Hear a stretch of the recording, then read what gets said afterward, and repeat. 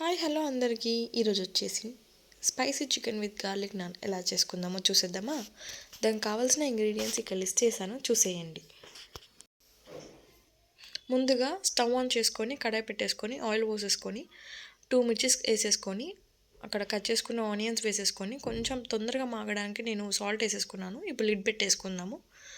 So goldenish colour వచ్చేసాక ఇప్పుడు కలిపేసుకొని ఇప్పుడు మనం చికెన్ నీట్గా వాష్ చేసుకున్న ఫ్రెష్ చికెన్ వేసేసుకుందాము. సో ఈ చికెన్ కలిపేసుకొని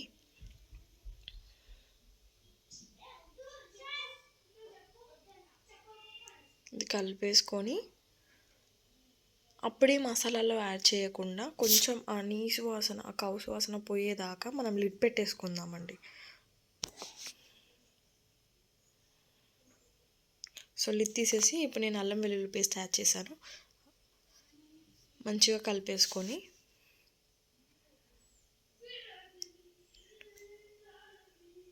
ఇప్పుడు ఉప్పు కారం పసుపు వేసేసుకుందాము. అది కూడా మిక్స్ చేసేసుకొని ఇంకా గరం మసాలా చికెన్ మసాలా యాడ్ చేసేసుకుందాము. యాక్చువల్లీ గరం మసాలా ఎండింగ్లో కూడా యాడ్ చేసుకోవచ్చండి, బట్ నేను ఇక్కడే వేసేసాను. అది మీ ఇష్టం అండి, ఎప్పుడైనా వేసుకోవచ్చు. సో మంచిగా మిక్స్ చేసేసుకొని ఇప్పుడు లిడ్ పెట్టేసుకుందాము. ఒక 5 మినిట్స్ వెయిట్ చేస్తే మంచి ఆయిల్ తేలిపోతుంది. సో కర్రీ రెడీ అయినట్టే. సో లిడ్ తీసేసి చూస్తే ఆల్మోస్ట్ అయిపోయింది కర్రీ.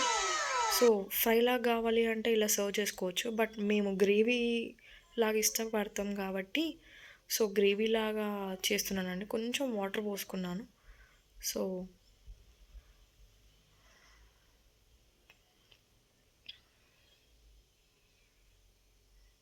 మంచి కలిపేసుకొని లిడ్ పెట్టేసుకొని ఇక్కడ నేను గార్లిక్ నాన్కి కావాల్సిన గార్లిక్ అనేది ఒలిచేసుకుంటున్నానండి. ఎల్లిపాయలు ఇప్పుడు మనం ఇందులో వేసేసుకొని రోట్లో వేసేసుకొని దంచేసుకుందాము. కచ్చపచ్చ దంచేసుకుందాము. మరి పేస్ట్లా దంచేసుకుంటే బాగోదండి, ఆ ఫ్లేవర్ తెలీదు.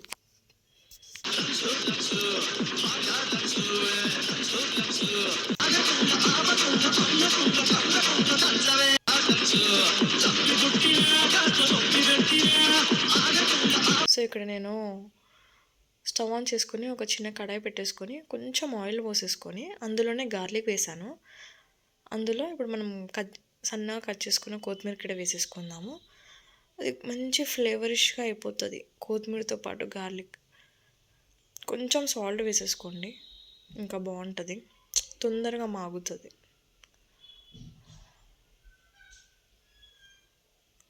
అసలు ఇది ఈ ప్రాసెస్ చేస్తున్నప్పుడు అయితే అసలు ఏమి స్మెల్ రూమ్ అంతా నిండిపోయి ఏం గుమ్మాయించిందండి అసలు.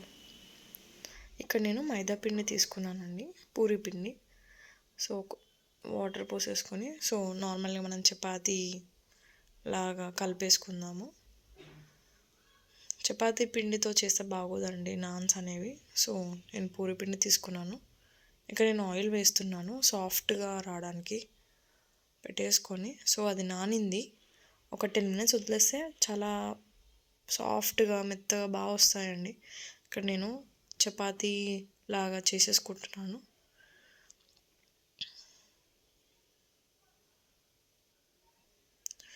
ఇక్కడ నేను ఏం చేశానంటే నార్మల్గా మనం చపాతీ చేస్తాం కదా, దాని మీదనే గార్లిక్ ఇంకా మనం కొత్తిమీర వేసి ఇందాక ఫ్రై చేసుకున్నాం కదా, సో అదే ఇలా గార్నిష్ చేసేసి దాని మీద ట్యాప్ చేశానండి. సో ఇలా ట్యాప్ చేస్తే ఏమవుతుందంటే విడిపోదు, కింద పడదు, రాలి పడదు. సో మంచిగా చపాతీ మంచిగా కాల్చేసుకొని పక్కన పెట్టేసుకుందాం. ఒక్కసారి ఇలా ట్రై చేయండి, చాలా బాగుంది. సింపుల్గా మనం చపాతీ చేసుకున్నట్టే, మరీ ఎక్స్ట్రాగా ఏదో పని పెట్టుకున్నట్టు కూడా ఉండదండి, ఈజీగా అయిపోతుంది. డిఫరెంట్ ఫ్లేవర్తో తిన్నట్టు ఉంటుంది, అలాగే ఈజీగా అయిపోతుంది. సో ఇక్కడ అంచుకి ఆనియన్ ఇంకా లెమన్ కట్ చేసుకున్నానండి. సో ఆల్రెడీ అయిపోయింది, మొత్తానికి అయితే అయిపోయింది మన డిష్.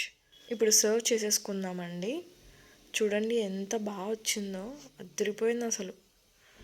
ఇప్పుడు నేను వాయిస్ ఓవర్ ఇస్తున్నప్పుడు చూస్తుంటేనే నాకు టెంప్టింగ్గా ఉంది. మీకు ఎలా ఉంటుందో కమెంట్ చేయండి.